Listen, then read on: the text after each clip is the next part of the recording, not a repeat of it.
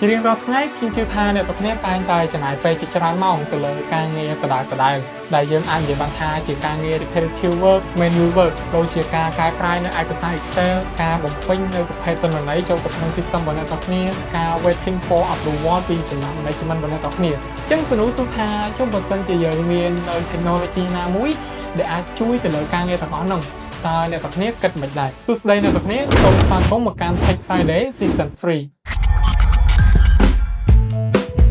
សួរក៏ដូចជាសួស្តីអ្នកទាំងគ្នា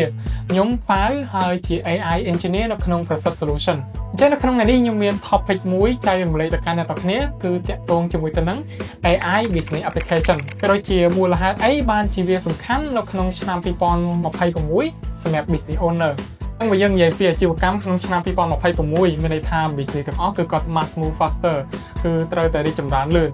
អញ្ចឹងហើយយើងក៏ឃើញថា business មួយចំនួនគឺគាត់កំពុងតែ transform ពី traditional process work របស់គាត់ទៅកាន់ digital transformation ហើយកាន់តែទំនើបជាងនឹងទៀតគឺគាត់បាន integrate ជាមួយទៅនឹង AI transformation ចូលទៅក្នុង business របស់គាត់អញ្ចឹងដែលទាំងអស់នឹងហើយគឺស្ថិតនៅក្នុងក្រោម concept business application អញ្ចឹងតើ business application គឺជាអីហើយហេតុអីបានជាវាសំខាន់ខ្លាំងនៅក្នុងឆ្នាំ2026ចំពោះ business application បើយើងនិយាយទៅវាគឺជាប្រព័ន្ធឆ្លាតវៃមួយដែលរចនាឡើងសម្រាប់ business owner ងាយស្រួលក្នុងការ automate ការងាររបស់គាត់ control ទៅលើការងាររបស់គាត់ក៏ដូចជាក្តាប់នៅប្រព័ន្ធ system របស់គាត់ក្នុងការ controllable ឬក៏ manageable ណាមួយហើយវាក៏បានភ្ជាប់នៅការងាររបស់មនុស្ស process ឲ្យទៅជាប្រព័ន្ធឆ្លាតវៃតែមួយហើយចឹងអ្នកទាំងគ្នាឆ្ងល់ថាវាអាចជួយទៅកាន់ business owner នៅក្នុងកម្រិតណាដែរនៅពេលដែលបុគ្គលិករបស់អ្នកទាំងគ្នាស្នើសុំច្បាប់ពួកគាត់តែងតែស្នើសុំតាមរយៈក្រដាសឬក៏ email ដែលយើងអាចហៅថាការងារទាំងអស់នោះគឺជា manual work ចំពោះបញ្ហាគឺធ្វើឲ្យមានការពន្យាពេលអញ្ចឹងបើយើងនិយាយពីការងារមួយចំនួនដែល count ជា repetitive work manual work វាបានកកស្ទះនៅដំណើរការងារយើងជាច្រើនមែនទែនចុះបើអ្នកទាំងគ្នា replace អាការងារទាំងអស់ហ្នឹងដោយ business application តើវាមិនដែរចំពោះ business application គឺបានផ្ដល់នៅប្រព័ន្ធឆ្លាតវៃទៅលើការគ្រប់គ្រងអាជីវកម្មរបស់អ្នកទាំងគ្នាហើយផ្ដល់ទៅកាន់សេវាកម្មក៏ដូចជា smart decision making បានយ៉ាងល្អមែនទែនតែប្រគ្នាសាកសម័យមកថាអាជីវកម្មមួយចំនួនគាត់នៅតែប្រើប្រាស់ប្រភេទដែលពងជាមួយទៅនឹង customer record ដែលជាព័ត៌មានសំខាន់នៅក្នុង business របស់អ្នកទាំងគ្នាហើយមួយវិញទៀតអាជីវកម្មមួយចំនួនគឺគាត់ក៏កំពុងតែប្រើប្រាស់ជាមួយទៅនឹង Excel ដើម្បី record នៅប្រភេទ customer data ប្រភេទ sales record ហើយចុះបើសិនជាករណីមាន duplicate data មាន complicated data មានទិន្នន័យច្រើនវាអាចធ្វើថាជា isolate work មានន័យថាយើងធ្វើតែម្នាក់ឯងអត់មាន team ដែលគាត់អាច contribute ចូលធ្វើការកើតអញ្ចឹងវាពិតជាពិបាកមែនទែនសម្រាប់ការងារដែលស្ថិតនៅក្នុងសហគ្រាសឬក៏ industry ផ្សេងៗដែលត្រូវការជាចាំបាច់សម្រាប់ team work ឬក៏ការធ្វើការជាមួយគ្នាអញ្ចឹងជាមួយទៅនឹង business application អ្នកទាំងគ្នាអាចជំនួស traditional work ទាំងអស់ហ្នឹងជាមួយទៅនឹងប្រព័ន្ធការលូកឆ្លាតវៃដូចជាការប្រើប្រាស់នៅប្រភេទ Power App Power Automate និង Power BI ដើម្បីជំនួសទៅលើការលូកទាំងអស់ហ្នឹងហើយពី business owner គឺគាត់ងាយស្រួល control ងាយស្រួល manage ទៅកាន់ទិន្នន័យរបស់គាត់ទីទៀតគឺតាក់ទងជាមួយទៅនឹង AI business process អញ្ចឹងសម្រាប់ business owner គឺគាត់អាច apply នៅ AI ដើម្បីអាចវិភាគបាននៅ customer behavior របស់គាត់មាន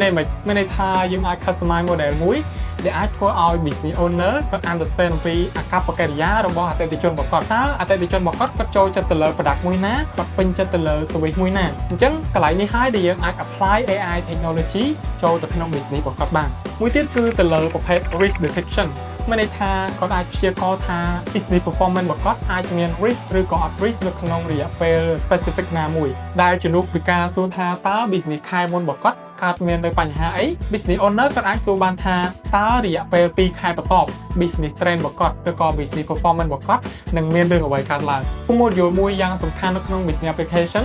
ដែល business owner គាត់គូទៅនឹកឃើញដល់មួយទៀតហ្នឹងគឺ Microsoft Power BI អ្នកទាំងគ្នាសម័យមើលថាទិន្នន័យរបស់អ្នកទាំងគ្នាគឺមកពី different sources ន័យថាមកពីខាង web app application មកពី system ឬក៏មកពី source ណាមួយច្បាស់លាស់អញ្ចឹងពី business owner គឺគាត់ចង់ integrate ទិន្នន័យទាំងអស់ហ្នឹងជា powerful dashboard មួយដូចនេះហើយវាគឺជាទូនាទីរបស់ Power BI ដែលអាច integrate រាល់ទិន្នន័យទៅជា a powerful dashboard a meaningful dashboard ដែលធ្វើឲ្យ business owner គាត់ងាយស្រួលខ្លាំងក្នុងការ control ទៅលើ business របស់គាត់ដូចជាងាយស្រួលក្នុងការសម្រេចចិត្តភ្លាមៗថាតើនឹងធ្វើសកម្មភាពឬក៏ take action ណាមួយ ហើយចុះបើសិនជា business owner គាត់ចង់ control ទៅលើប្រភេទ system ទាំងអស់ហ្នឹងដែលវានៅក្នុង business application តើ business application មួយណាដែលគាត់គួរតែនឹកឃើញដល់អញ្ចឹងខ្ញុំសូមណែនាំតាក់ទងជាមួយទៅនឹង Business Central ERP ឬក៏ Enterprise Resource Planning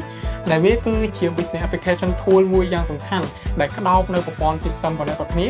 ចូលក្នុង digital platform តែមួយឧទាហរណ៍ជាក់ស្ដែងដូចជា Dynamics 365 Business Central ដែលវាភ្ជាប់នៅប្រភេទ system របស់អ្នកទាំងគ្នាចូលទៅក្នុង cloud តែមួយដូច្នេះពី business owner គឺគាត់ងាយស្រួលមានទៅកាន់ business ប្រកបខាងមែនទេ business owner គាត់ប្រហែលជា concern ទាក់ទងជាមួយទៅនឹង security វិញហើយចំពោះ Microsoft Business Application គឺបានផ្ដល់នៅ tenant based architecture មួយមានន័យថារាល់អាជីវកម្មរបស់ business owner គឺគាត់គឺមាន digital environment របស់គាត់ផ្ទាល់ខ្លួនដូច្នេះมันមានអាណាមួយណាអាច access ចូលទៅក្នុង business របស់គាត់ឬក៏ទិន្នន័យរបស់គាត់គឺមិនត្រូវបានបែកធ្លាយទៅកាន់ third party ណាមួយទេចុះបើយើងនិយាយអំពី security risk នៅក្នុង business application តើវាមិនដែរដោយដែលខ្ញុំ mention អញ្ចឹងគឺ mention តាក់ទងជាមួយទៅនឹង business application integrate ជាមួយ AI អ្នក business owner គឺគាត់ concern តាក់ទងជាមួយទៅនឹងទិន្នន័យការលក់របស់គាត់ទិន្នន័យ business របស់គាត់ត្រូវបានបែកធ្លាយទៅកាន់ third party ឬក៏ external side ណាមួយចំពោះ Microsoft Business Application បញ្ហាទាំងអស់ហ្នឹងគឺអ្នកទាំងគ្នាមិនចាំបាច់បារម្ភទេដោយសារតែវាបានផ្ដល់នៅ architecture based tenant មួយមានន័យថារាល់ទិន្នន័យអាជីវកម្មរបស់អ្នកទាំងគ្នាស្ថិតនៅក្រោម environment digital ដែលអ្នកទាំងគ្នាអាចគ្រប់គ្រងអាច control និងអាច manage បានពីព្រោះទិន្នន័យបែកធ្លាយគឺមិនមានសោះឡើយមកដល់ពេលនេះខ្ញុំជឿថាអ្នកទាំងគ្នាប្រហែលជាយល់អំពី concept មួយចំនួនរបស់ business application ហើយដូច្នេះតើអ្នកទាំងគ្នា ready to modernize your traditional business into digital transformation ហ្នឹងអ្នកទាំងគ្នាអាចតាក់ទងមកកាន់ប្រសិទ្ធ solution បានដើម្បី discuss ក៏ដូចជា consult តាក់ទងជាមួយទៅនឹង business pain point របស់អ្នកទាំងគ្នាដើម្បីស្វែងរកនៅ solution ធ្វើយ៉ាងណាឲ្យ business របស់អ្នកទាំងគ្នាដំណើរការបានទៅយ៉ាងរលូនជាចុងក្រោយខ្ញុំប៉ៅសូមអរគុណអ្នកទាំងគ្នាហើយចាំជួបគ្នាវីដេអូក្រោយ